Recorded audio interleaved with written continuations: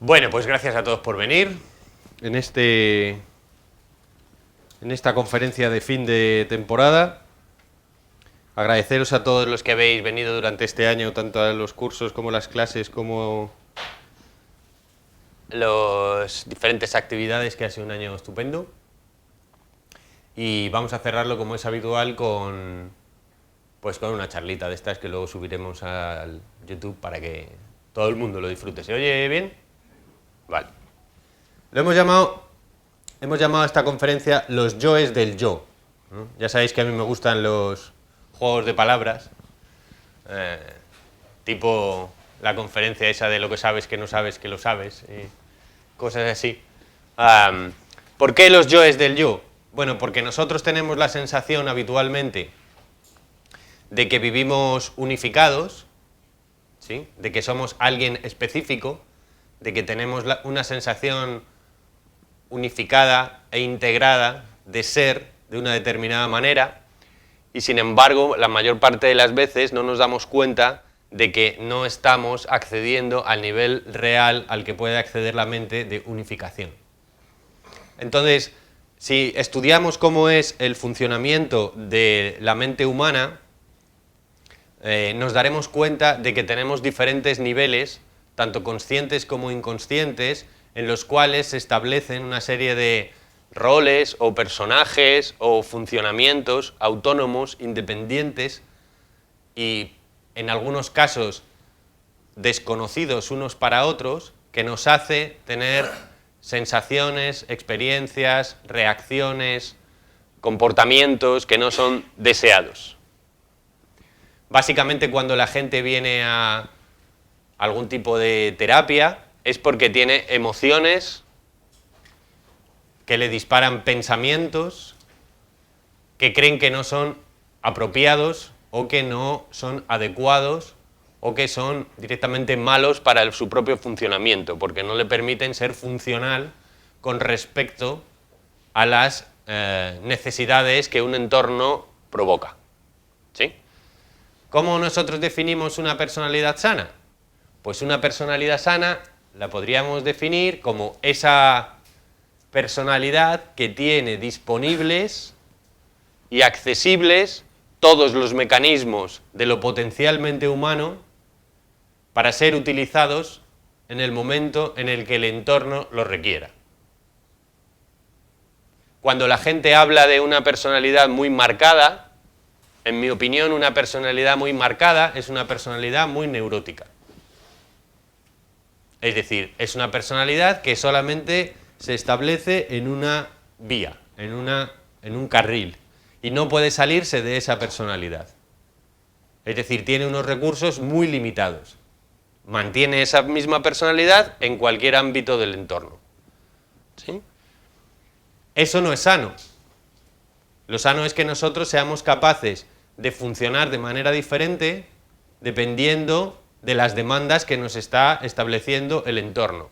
Pero que esos funcionamientos diferentes para diferentes entornos no sean no apropiados, sino que estén perfectamente integrados dentro de la misma personalidad.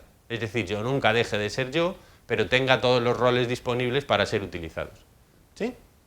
¿Qué es lo que nos pasa? ¿Por qué tenemos diferentes niveles o diferentes yoes dentro del yo? Bueno, lo primero que tenemos que ver es ¿qué es eso a lo que nosotros le llamamos yo, en principio? En principio, a lo que nosotros le llamamos yo es un conjunto de ideas. Un conjunto de ideas que están asociadas, digamos, por un pegamento que es el pegamento de la identificación. Yo me identifico con algunos conceptos, me identifico con algunos objetos, me identifico con algunas personas y con otras personas no. Entonces lo que nos damos cuenta es que la experiencia de vivir, que en principio debería ser una, ¿sí? Debería estar unificada e integrada, lo que pasa es que se fragmenta, y se fragmenta en dos partes. Una parte es la experiencia que yo considero yo, y otra parte es la experiencia que yo considero no yo. ¿Sí? Si nos fijamos exactamente en qué es esta frontera que separa el yo del no yo, no es más que la que no tiene el pegamento de la identificación. ¿sí? Lo normal o lo habitual es que yo crea que yo soy básicamente la combinación de el cuerpo físico, el funcionamiento del pensamiento, que yo creo que es de ese cuerpo físico, la historia personal de ese cuerpo físico, es decir, el pasado que yo recuerdo como propio, y básicamente las propiedades que yo creo que son mías, y la gente que yo creo que va colgada de mí, tipo mi novia, mis hijos, mis padres, ¿sí?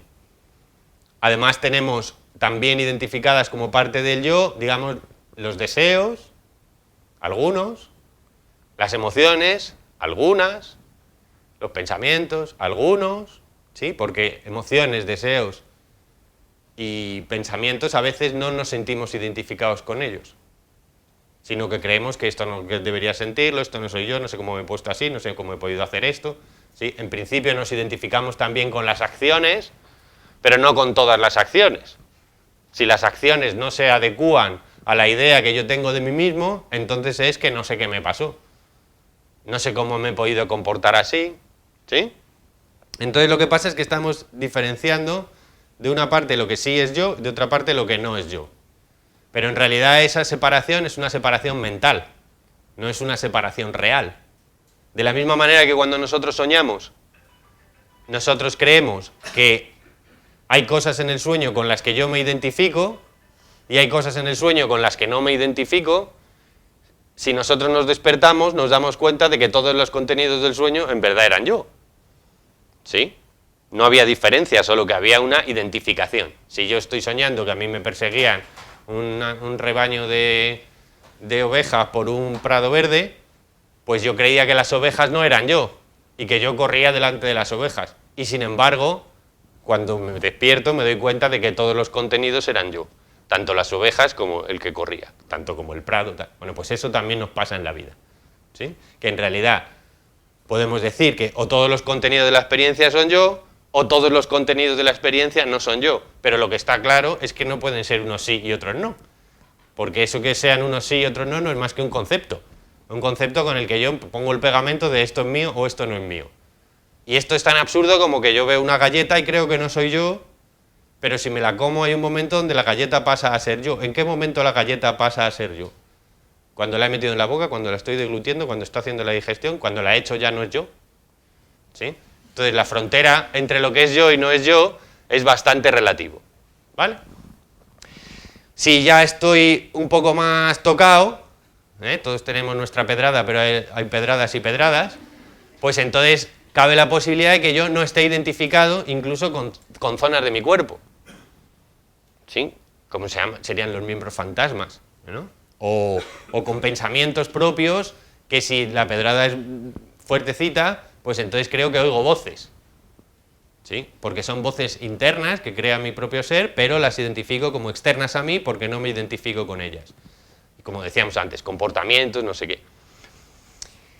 ¿Qué es lo que pasa? Pues que nosotros tenemos que intentar integrar y unificar todas las experiencias que considero que son yo. O sea, todas las experiencias globales. Y hay dos maneras de unificarlo. Uno es, digamos, lo que sería la vía del cristianismo, por decirlo así, no del cristianismo oficial, pero del cristianismo más gnóstico original, ¿no? Que sería, yo soy todas las cosas, ¿sí? Entonces yo soy uno con la totalidad, o la vía del budismo, por decirlo así, que sería yo no soy ninguna de las cosas. Yo ni esto, ni esto, ni esto, ni esto soy yo, ¿sí? Entonces me separo de todas las cosas y yo soy vacío, nirvana, extinción. O yo me voy al cristianismo, entonces yo me hago uno con todas las cosas, ¿sí? Pero bueno, eso sería, digamos, fases espirituales. Hay fases previas a las fases espirituales que serían las fases terapéuticas. Es mucho más complicado llegar a las fases iniciáticas, a las fases espirituales, si no he hecho un trabajo de integración de los roles terapéuticos. ¿Sí? ¿Hasta aquí nos estamos entendiendo? Bien. En principio, nosotros lo que percibimos como realidad es que ahí fuera hay un mundo, se supone, supongamos que ahí fuera hay un mundo, que ya es un suponer. Entonces los sentidos lo captan, diríamos que está el mundo. Luego está lo que captan los sentidos del mundo, porque nuestros sentidos son limitados, no lo captan todo. Nosotros la franja de sonido y de luz que percibimos es muy chiquitica en comparación con digamos, el espectro electro tal, como se llame, ¿sí? Infra, no sé qué, ¿cómo sería? El electromagnético, luminoso, el sonido, tal, pues es un trocito así. ¿Vale? Todo lo demás se sale, pero tenemos cámaras que lo pueden coger, ¿no? Bueno, entonces tenemos el mundo, tenemos lo que recogen los sentidos, luego tenemos la mente nuestra, que con ese contenido que nos dan los sentidos construye lo que nosotros llamamos realidad, lo que nosotros vemos como ese mundo de fuera. Pero ya ese mundo de fuera, lo que vosotros veis como mundo de fuera, es solamente lo que recogen los sentidos, que es un cachito, y la forma en cómo nosotros construimos ese mundo de fuera. Y esa forma en cómo nosotros construimos ese mundo de fuera es personal. Dos personas distintas ven dos cosas distintas. ¿Sí? Si ya ponemos un bicho de otra especie al lado, pues el perro ya ve otra cosa completamente diferente, pero el mundo sigue siendo el mismo. El mundo exterior debería ser el mismo, ¿no? Luego los sentidos, dependiendo de cómo son los sentidos del bicho, captan el mundo. Luego la mente, dependiendo de cómo es la mente del bicho, construye el mundo, ¿sí? Y luego el intelecto, con esa construcción del mundo, lo interpreta. Y entonces hace un mapa de cómo es el mundo y unas ideas de cómo es el mundo. Y a través de esas ideas y esa percepción del mundo, pues entonces decide lo que va a hacer, lo que no va a hacer, lo que le gusta, lo que no le gusta, lo que tiene aversión, a lo que tiene apego, ¿sí? Encima de esa construcción intelectual tenemos lo que sería la conciencia testigo, es decir, el que se da cuenta de todo eso. Habitualmente la gente que no está metida en un mundo de autoconocimiento y de desarrollo personal solo llega a la comprensión del mundo intelectual, no puede subir al mundo de la conciencia testigo, ¿sí? Y por encima de la conciencia testigo diríamos que estaría la conciencia sin forma, que se da cuenta de la conciencia testigo, que se da cuenta de la intelectualidad o del mapa del mundo, que se da cuenta del mundo, que se da cuenta de los sentidos, que se da cuenta de la realidad. ¿Vemos la escala? Bueno, pues esto sería guay si nosotros si tuviéramos una personalidad unificada que la construyera de manera estable. El problema es que tenemos un montón de gente, más gente que pelo, una pandilla interior, ¿sí? Que cada uno de ellos tiene una estructura, un funcionamiento, unas manías, unos deseos, unos apegos, y entonces la realidad va cambiando, azul, amarilla, blanca, negra, roja, verde, dependiendo de en qué rol está siendo el dominante en ese momento en mi personalidad. ¿Sí? No hay más que ver, por ejemplo, yo adopto un rol de adolescente, ¿vale? Que es el de salir con mis amigos. Y en ese rol de adolescente yo soy un tío echado para adelante, entregado, el más valiente de todos, el más guay, que no tiene por qué ser para nada parecido al rol que suelo tener en mi casa, que soy el niño bueno, el dulcito, el obediente, ¿sí? ¿Qué es lo que pasa? Bueno, y puedo tener incluso otro que es el que tengo con mi novia, que es un tío elegante, romántico, detallista, ¿sí? ¿Qué es lo que pasa cuando hay una fiesta y tenemos que juntar a la novia, los amigos y la familia? Que tenemos que elegir cuál de los roles que teníamos para cualquiera de esas situaciones va a ser la que vamos a poner. Y entonces eso es lo que pasa con una crisis. Sí, que tu madre te dice, pero ¿cómo es así de borde? Tal. No, porque mamá, con los amigos soy así, claro. Y los amigos, pero si es un moñas. Pero... Y con la novia, ¿pero por qué? Pero si conmigo es súper dulce. Dicen, ¿vale? Entonces no tenemos la personalidad integrada. Le hemos vendido a cada uno, o nos hemos vendido a nosotros mismos de una determinada manera. El problema viene, sobre todo, con las partes no identificadas. Porque las partes identificadas, digamos que la consciencia tiene acceso a ellas. Y entonces puede, más o menos, hacer un batiburrillo de combinación para que en esa fiesta yo pueda ser un poco el novio, un poco el amigo y un poco el hijo.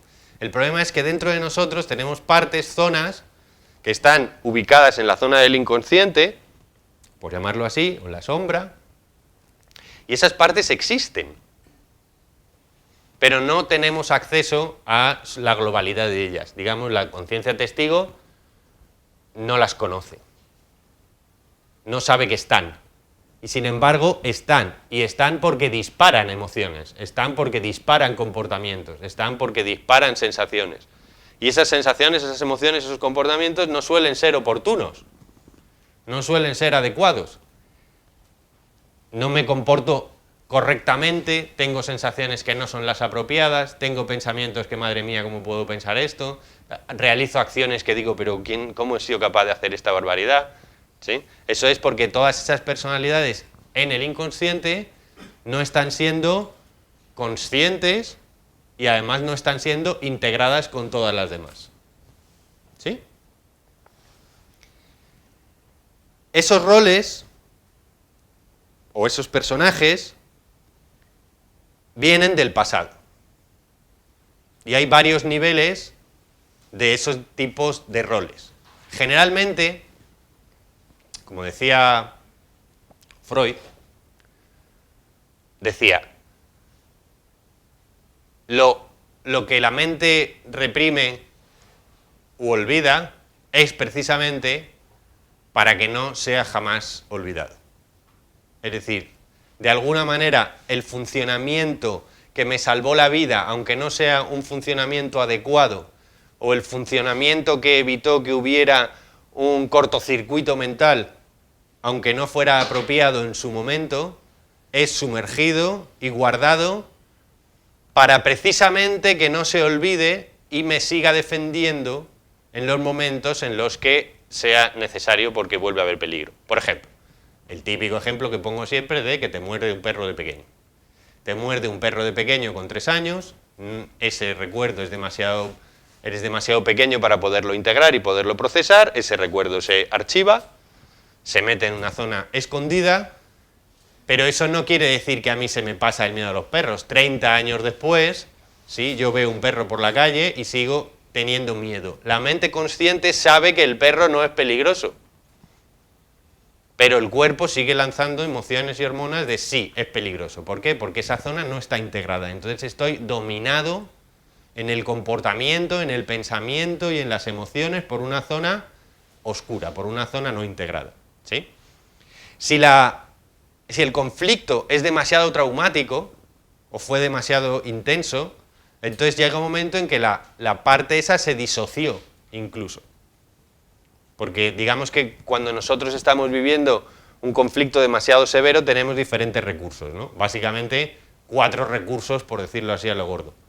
El recurso primario que todo bicho tiene es si la amenaza que a mí me ataca es menor que mi poder, ¿sí? Si la amenaza es menor que mi poder, entonces yo ataco. Si la amenaza es mayor que mi poder, entonces yo huyo. Si la amenaza es mayor que mi poder y yo no tengo huida, entonces me paralizo. Y si aún paralizado, o digamos haciéndome el muerto, o como cuando éramos pequeñitos y de repente estábamos en la cama y nos daba miedo y nos quedábamos quietos porque creíamos que así no nos veían los monstruos. Ese es el mecanismo de la parálisis. Si la parálisis tampoco funcionó y entonces el bicho ya me empieza a comer, la naturaleza en su infinita sabiduría, para que nosotros y su gran compasión, para que no suframos como somos devorados en directo, pues digamos que nos disocia. Y entonces la mente se sale del cuerpo y ahí vemos el cuerpo como yo, como gacela, es devorada por los leones. ¿Qué es lo que pasa? Pues que si el león a mitad de merienda y yo estando vivo como gacela decide que no me va a comer por lo que sea, o parece una hiena o se pira, pues esa disociación se ha quedado marcada. Antiguamente, por ejemplo, en los juicios sobre violación o abuso sexual, a la mujer se le decía, ¿pero usted se resistió?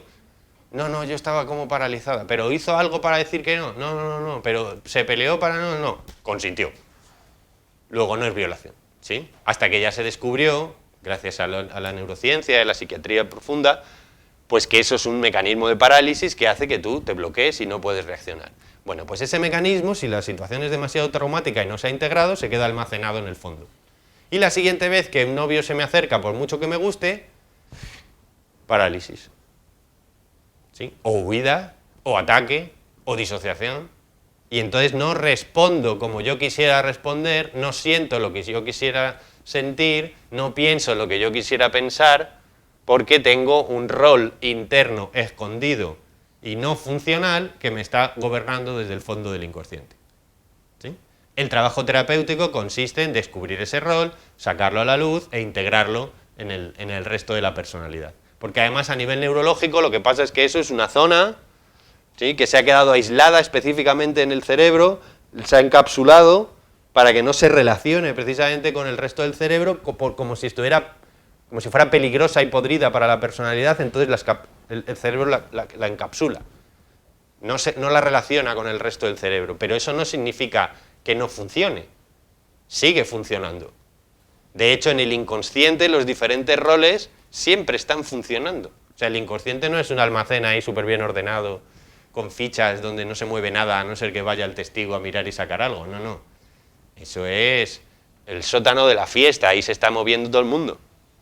No hay más que ver cómo son los sueños. ¿Sí? Y además en ese inconsciente el tiempo no existe, lo que pasó a los 6 meses sigue pasando ahora. Porque no se procesa a nivel consciente, con lo cual nunca se integra. ¿Sí? No solamente me tiene que haber pasado a mí, sino que yo puedo tener un rol complicado porque he visto que eso le pasaba a alguien. Y me puedo quedar traumatizado por eso, ¿no? Por ejemplo, en los trastornos de estrés postraumático severo, por ejemplo, yo he ido a la guerra de Afganistán, veía cómo bombardeaban los helicópteros, cuando vuelvo a mi pueblo en Oklahoma y estoy tan contento comiéndome un helado con mis amigos, pasa el helicóptero de mantequillas no sé qué, y yo entro en pánico. La mente sabe que el helicóptero de mantequillas, el tocino, no me va a tirar bombas. Y sin embargo el cuerpo reacciona como si me estuviera tirando bombas. Y me pongo lo loco y me pongo a disparar a la gente, ataque. O me pongo loco y me meto debajo de la cama, huida. O me quedo paralizado y bloqueado, parálisis. O me creo la reina de los mares, disociación. ¿Sí? Si la mente tiene demasiados contenidos archivados no integrados, entonces ya la mente se ha fragmentado y entonces ya directamente no tengo ni conocimiento de las personalidades distintas que tengo dentro de mí. Eso ya sería un trastorno de personalidad múltiple en el que las personalidades ni se conocen entre ellas. Todos nosotros tenemos un poco trastorno de personalidad múltiple, ¿sí? Pero básicamente digamos que mantenemos la conciencia de que somos capaces de verlas, juzgarlas y luego considerarlas no apropiadas, pero no son completamente estancas las diferentes personalidades. Si la neurosis es muy grande, entonces sí, la personalidad es completamente estanca, ¿no? Como en la peli esta de Múltiple, ¿no? O el mito de Dr. Jekyll y Mr. Hyde, ¿no?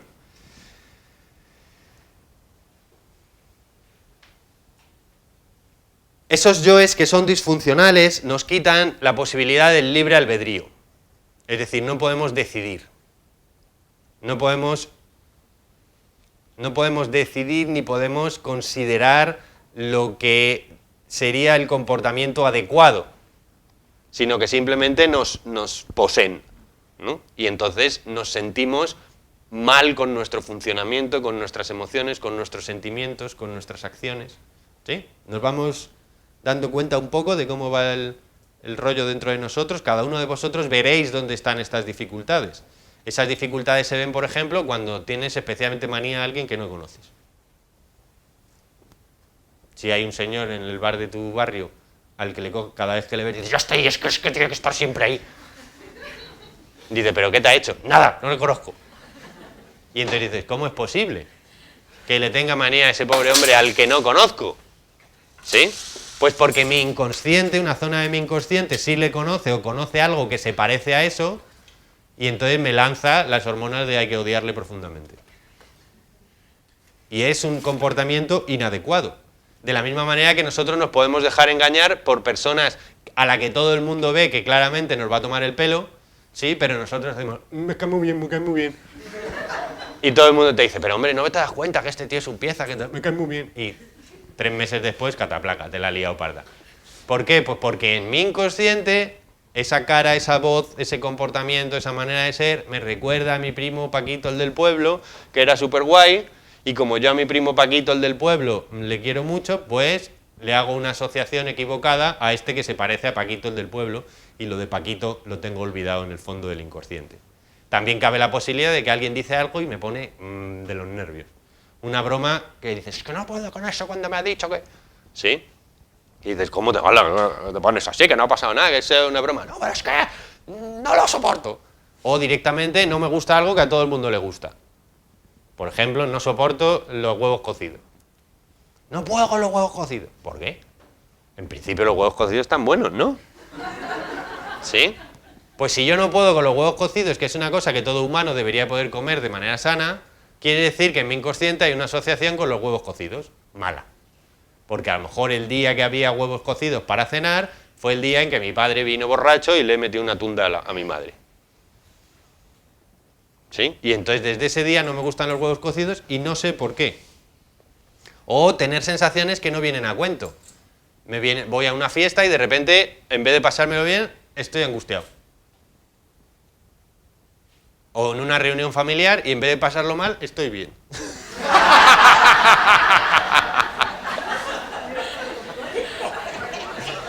O tengo emociones contradictorias.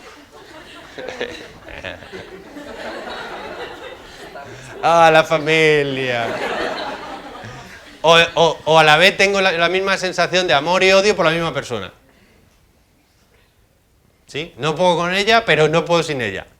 Pues esto es que un rol interno, una parte de mí está enganchado amorosamente a esa figura y una parte de mí no puede con ella. ¿Sí? Porque son personajes distintos, que no están integrados. ¿Sí? Entonces lo que tú tienes dentro, que intenta expresarse, pero tú no se lo permites porque no hay una identificación correcta con eso, porque está escondido, lo que no crece a través de ti, crecerá contra ti. Lo que tú no permites que salga a través de ti, crecerá contra ti mismo, porque además las represiones que vas a tener que meter a nivel de censura para que los demonios no salgan del almacén, ¿sí? Es tal la presión que eso sigue funcionando, porque eso sigue activado. Entonces hay un momento en el que sigue calentándose, es como un volcán y en un momento dado se abre la puerta y erupción. Si la erupción es brutal, de contenidos del inconsciente, pues entonces tenemos un brote psicótico. ¿Sí? Si la emoción no es tan intensa, pues digamos que tenemos un ratito difícil. ¿Sí? Por ejemplo, los adolescentes que están sometidos a una gran presión porque tienen un momento de crear su propia identidad, porque ya no les vale la identidad parental, no les vale la identidad familiar, tienen que construir una identidad nueva, básicamente donde la clave es cómo son con los amigos, y además tienen que construir un yo social para funcionar en el mundo, pues entonces hacen grandes crisis y entonces tienen que estar continuamente reprimiendo zonas, y como están reprimiendo zonas y además todo eso está a la olla de las hormonas de los adolescentes, que no hay más que entrar en una habitación para darse cuenta de las hormonas que hay ahí, ¿sí? Pues entonces, ¿qué pasa? Que tienen unos brotes de que todo de repente es guay, súper maravilloso y la vida maravillosa, como todo es una mierda horrible, como no quiero vivir, como me voy a suicidar, como me voy a vivir a China, como, ¿sí? Porque son los diferentes niveles de roles internos que no están todavía integrados porque no hay maduración. La maduración, en principio, consiste en establecer una unificación de todos los roles internos. ¿Sí? Las zonas escondidas en el pasado son pasado y funcionan como funcionaron en el pasado. Y como están aisladas, no se adaptan a lo nuevo, porque no son el yo nuevo, son el yo antiguo, y por eso funcionan con el mecanismo antiguo. ¿Sí? Son como el mito de la mujer de Lot, que al mirar hacia atrás se quedó como estatua de sal. Pues esos roles no integrados y no madurados, que se han quedado en un estado infantil o en un estado adolescente, siguen funcionando en ese estado infantil o ese estado adolescente. Y entonces por eso hay veces que me comporto como un niñito, como un loco, como un zumbao, ¿sí? Porque están funcionando para aquel estímulo.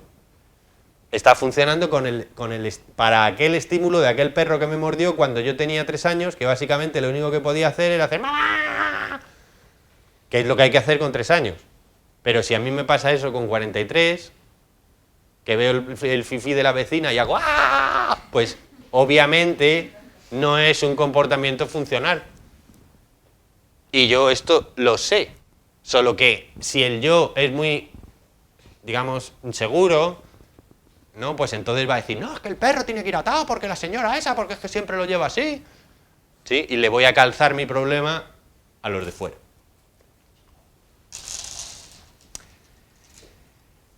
Esos roles del pasado, lo que pasó es que no tuvieron la posibilidad de madurar. ¿Por qué? Habitualmente porque el niño en esa época no recibió el apoyo, no recibió la escucha y no recibió la posibilidad de poder elaborarlo.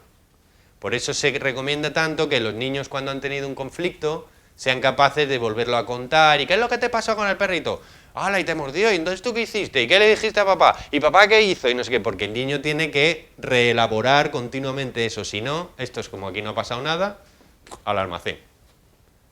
Si no le hemos permitido al niño que exprese el llanto, el miedo, la rabia, la huida, lo que sea, pues esto simplemente se almacena y sigue funcionando como en el pasado. Lo ideal es haber tenido comprensión emocional y expresión emocional, protección, acompañamiento, creencias correctas, ¿sí? Porque claro, si en el momento de la mordida le dice a la madre, todos los perritos son unos putos locos, y tú eres muy tonto porque no te tenías que haber acercado, pues obviamente no es una buena creencia porque ese mecanismo reprimido va a volver a salir con ese funcionamiento en el futuro, ¿sí? Entonces, lo que pasa es que habitualmente esos roles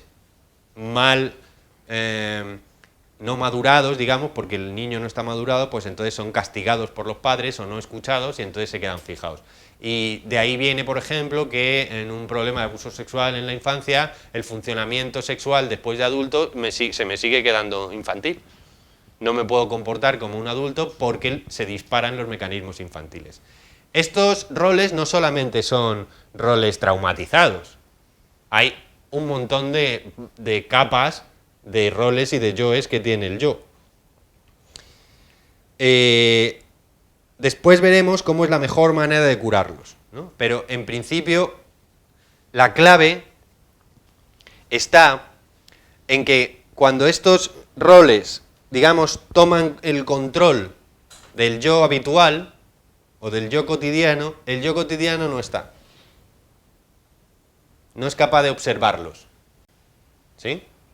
Sabemos la diferencia que hay entre el sujeto de observación, entre quien observa y lo que observa. Cuando yo no estoy maduro, el sujeto de observación desaparece y solamente me identifico con lo que viene de detrás. Y entonces yo me comporto como ese perro que tiene que estar... No hay alguien que controle ese comportamiento. Después, cuando ya se me ha pasado, digo, hostia, es que estaba un poco zumbado, ¿sí? Pero en ese momento no tenía sujeto de observación. ¿Me seguís? No estaba el yo actual ahí. Simplemente había venido el yo del pasado y empezó a funcionar él. Digamos que fue poseído. De ahí que la tradición, cuando nosotros hemos metido emociones demasiado escondidas, a muy grande profundidad, bajo mucha presión, durante mucho tiempo, pues esos roles se transforman en lo que clásicamente se llaman demonios. Y cuando el desencadenante exterior me produce que se abra la puerta y salga el demonio, pues entonces, como esos son tensiones acumuladas durante años bajo gran presión, que es el infierno, el inconsciente es el infierno, pues entonces emergen de repente y yo estoy poseído.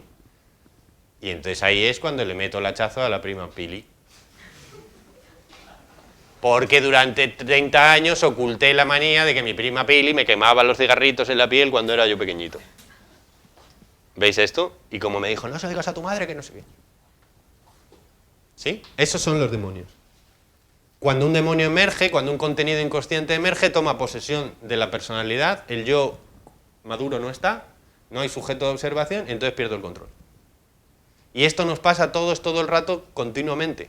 No que estemos poseídos, que también, algunos, ¿sí?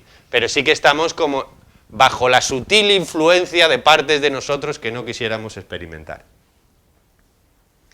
Luego, la manera de integrar es la observación, es decir, que toda situación con la que yo estaba, a través de la cual yo estaba poseído, digamos, sea observada por el sujeto, que el sujeto no se vaya mientras eso está sucediendo. Y a la vez integrar las cogniciones equivocadas que esa parte tiene, integrar las emociones no adecuadas o no funcionales que esa parte tiene, ¿sí? Los comportamientos que esa parte, esos comportamientos no adecuados que esa parte tiene, y todo eso tiene que ser regulado por el sujeto de observación. Por eso es trascendental tanto en la terapia como en la iniciación, el establecimiento de lo que se llama la conciencia testigo, que no es el punto final del desarrollo espiritual. El punto final del desarrollo espiritual tiene varias capas por encima, pero es imprescindible mantener continuamente una conciencia testigo que sea capaz de observar cuál es el comportamiento sin identificarse con él, o sea, observar ese comportamiento como objeto. ¿Me seguís? ¿Más o menos? ¿Algunos no?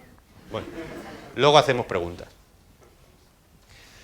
La mejor manera, o sea, una vez que yo he conseguido esa observación, ¿sí?, y soy capaz de ver esas emociones, esas cogniciones, esos sentimientos y esas acciones que no son funcionales frente al estímulo, entonces lo que tengo que hacer es, digamos, llevar el cuerpo conscientemente a un estado de parasimpático, es decir, a un estado de relajación, mientras que yo no evito el estímulo, ¿sí?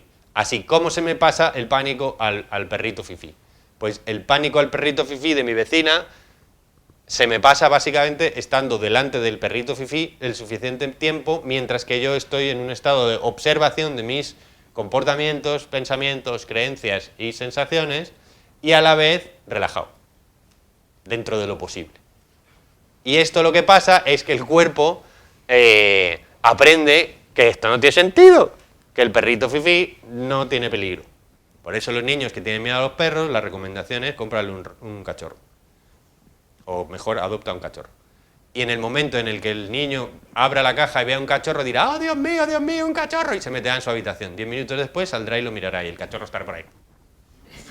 Y entonces el niño se acerca 5 o 6 horas, se le acabó el trauma. Porque en el momento en que el miedo a aquella zona oculta se pasa todo el miedo a todos los perros. ¿Sí? Todavía se tardará un tiempo en que el niño deje de creer que tiene miedo a los perros. Él seguirá saliendo a la calle pensando que tiene miedo a los perros porque esa es una creencia establecida. Y sin embargo, lo que se dará cuenta es que no siente miedo a los perros. Cuando lleve suficiente tiempo cruzándose con perros a los que no siente miedo, cambiará la cognición. Por eso hay muchas veces que en un proceso adecuado de terapia, la persona ya está curada, pero como la idea del yo no se ha modificado porque no tiene experiencia de curación frente al estímulo conflictivo, ¿sí?, pues todavía no se ha cambiado la cognición. ¿Me explico? Si yo tengo pánico a hablar en público, voy a tratamiento, me lo quito y no tengo oportunidad de hablar en público, pues sigo pensando que tengo miedo de hablar en público. ¿Cuál es el problema? Pues que el ego, que es muy rata de alcantarilla, inmediatamente, en cuanto vea que habla en público y que puede hablar en público, dirá, sí, yo siempre he podido hablar en público. A mí la terapia no me funcionó, esto es una cualidad personal que yo he podido tener, no sé qué me pasó antes, pero esto es propio mío y me corresponde desde siempre.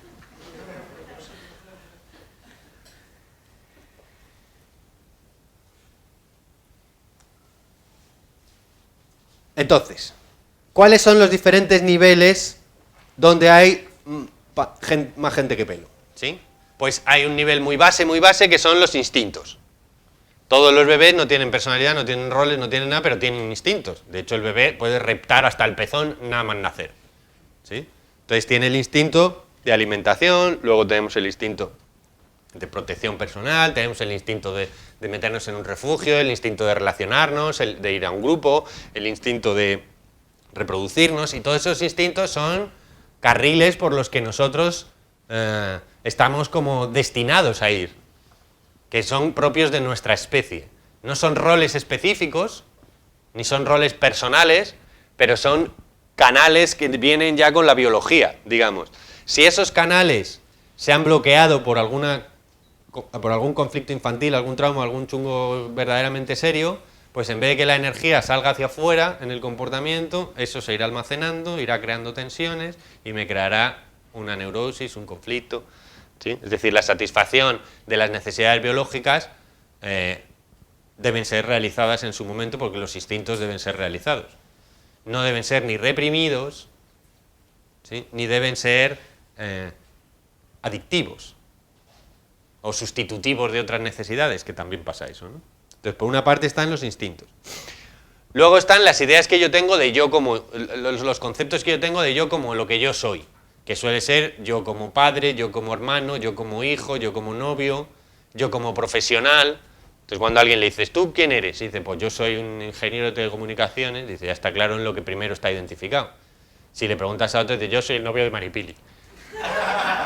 Lo más importante con lo que él se identifica es con ser el novio de Maripili. Otro con su profesión. Otro es, ¿quién soy yo? Este cuerpo serrano soy yo. O, ¿quién eres tú? Yo soy mis pensamientos, ¿no? O, yo soy lo que siento en la realidad, porque... ¿Sí? Cada uno se identifica con una zona específica de lo que él cree que es, incluido el pasado, la historia personal. ¿Sí? Pero nosotros no somos la historia personal. La historia personal está, pero nosotros no somos la historia personal. Básicamente porque el pasado está continuamente cambiando.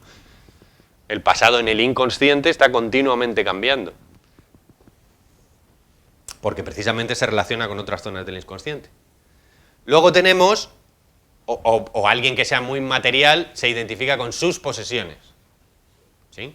Luego, si yo soy un arquitecto uruguayo rico y con una gran relación social, que de repente me enamoro de una turista española y me vengo a vivir a un pueblo de Toledo a cuidar sus ovejas, pues voy a hacer una crisis de identidad.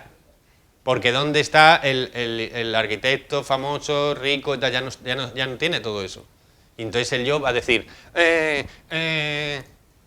no va a poder renunciar a las ideas anteriores y entonces va a hacer una crisis. Una crisis de identidad es básicamente que lo anterior, sigo enganchado a algo que se ha ido y todavía no me he aceptado, no he construido, no he integrado lo nuevo. Por eso el camino terapéutico consiste en que la evolución del yo se adecue a lo nuevo. Si a mí me ha dejado mi novia y no lo soporto, pues yo no me identifico con la nueva situación. Y entonces sigo pensando que soy el novio de Maripili, ¿sí? Y voy y la persigo detrás del portal todo el rato ahí porque vuelve conmigo. Porque no lo acepto, no acepto mi nuevo estado.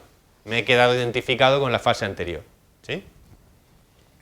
Por encima de los, o paralelo o perpendicular a estas ideas del yo, están los yoes ideales. Lo que a mí en realidad me gustaría ser. Lo que nosotros le vendemos a los demás es nuestro yo ideal. Nadie al llegar a la puerta muestra su yo real. Todo el mundo intenta fingirse feliz, básicamente, ¿no? ¿O no? Si tu yo ideal es ser el más amargado, entonces eso también es un gran yo, ¿sabes? Soy el más amargado. No hay nadie más amargado que yo. Esos roles ideales, esas idealizaciones, básicamente son lo que cómo yo creo que debería haber sido si hubiera sido guay en mis diferentes épocas anteriores. Así tengo un rol ideal del niño ideal, del hijo de mamá ideal, un rol ideal del hijo de papá ideal, un rol ideal del estudiante ideal, un rol ideal del amigo del grupo de adolescentes ideal, un rol ideal profesional, un rol ideal familiar, un rol ideal como amante, un rol ideal como deportista, ¿sí? E intento acercarme a ese yo ideal. ¿Cuál es el problema? Pues que ese yo ideal al que yo me intento acercar es en realidad el contrario al que tengo reprimido. Va a haber más yo ideal cuanto más represión haya. Cuanto menos experimenté eso en verdad, más ideal lo voy a tener. ¿Sí? Además de los instintos, los yos como ideas, los yos ideales, a esos que intento acceder y luego no puedo porque el yo no me lo permite y entonces me siento ya en crisis y debería haber sido encantador y estuve gilipollas, ¿sí? Luego tenemos los roles familiares introyectados. Es decir, directamente a mi papá, a mi mamá, a mi abuelito, a mi profe del instituto.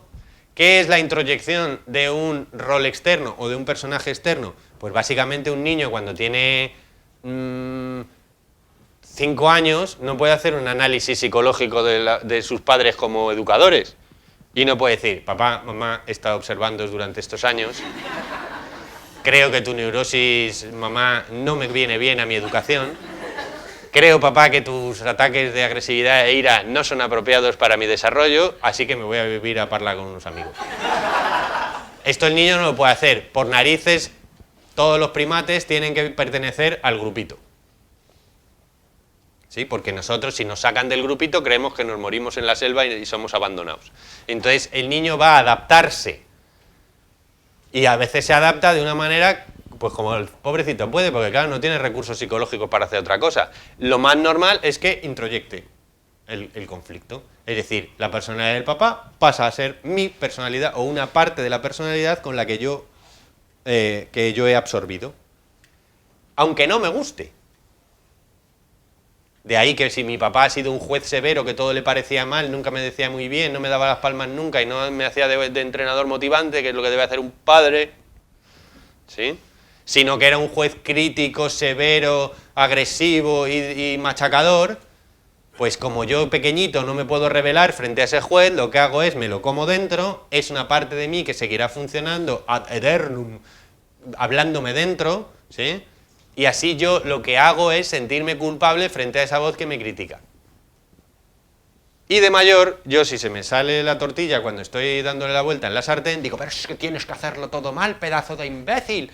Y otra parte de mí dice, sí, porque soy un pobrecito que lo hace mal. Dice, ¿cuánta gente hay ahí? Si tú te despiertas por la mañana, no hay más que ver cómo te despiertas por la mañana. Te despiertas por la mañana. Y dice una voz, levántate, zángano, ¿qué haces ahí tumbado?